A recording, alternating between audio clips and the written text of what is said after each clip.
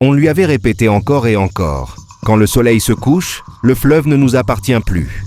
Mais Aminata n'écoutait jamais. Elle croyait que les traditions étaient des histoires portées pour faire peur. Elle croyait que les anciens exagéraient. Elle croyait que rien ne pouvait lui arriver.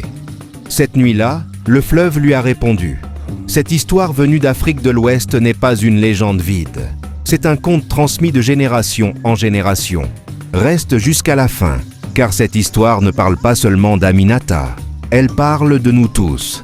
Aminata est née dans un petit village africain, là où la terre est rouge, où les enfants grandissent pieds et nus et où chaque règle est née d'un danger ancien.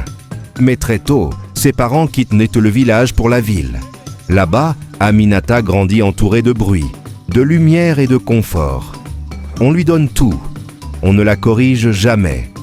On ne lui apprend pas à écouter. Peu à peu, Aminata change. Elle devient dure dans ses paroles, légère dans son respect et sourde aux conseils.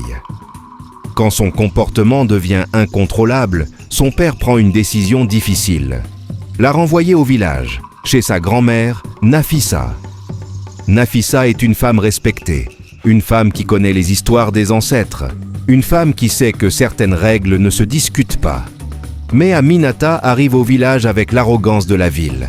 Elle ne salue pas, elle se moque, elle méprise. Les anciens la regardent et murmurent. Cet enfant n'a pas encore rencontré la conséquence. Au cœur du village coule un fleuve ancien, un fleuve sacré, un fleuve que personne n'approche la nuit. Les anciens avertissent Aminata. Quand la lune monte, reste chez toi. Mais Aminata rit. Chaque nuit, elle se promène près de l'eau. Elle chante, elle lance des pierres. Elle défie l'interdit. Le fleuve, lui, observe. Et plus elle revient, plus le silence devient lourd. Une nuit de pleine lune, l'eau devient immobile. Même les grenouilles se taisent. Aminata s'arrête. Puis, une silhouette émerge lentement. Une femme à moitié humaine, à moitié esprit. Des yeux profonds comme la nuit. Des cheveux flottants comme des algues. Mami Wata. La sirène parle doucement. On t'a prévenu. Tu n'as pas écouté. Aminata veut courir. Son corps refuse. La sirène tend la main et l'eau engloutit Aminata.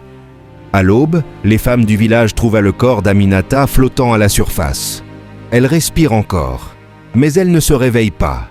Les anciens comprennent. La sirène a pris son âme. Une seule personne peut parler au fleuve. Une seule personne peut payer le prix. Sa grand-mère. Nafissa marche seule vers l'eau, chante les chants anciens et dit « Rends-lui son esprit. Prends-moi à sa place. » Le fleuve accepte. Aminata se réveille, mais Nafissa ne revient jamais. Leçon. Aminata ne sera plus jamais la même. Elle écoute, elle respecte,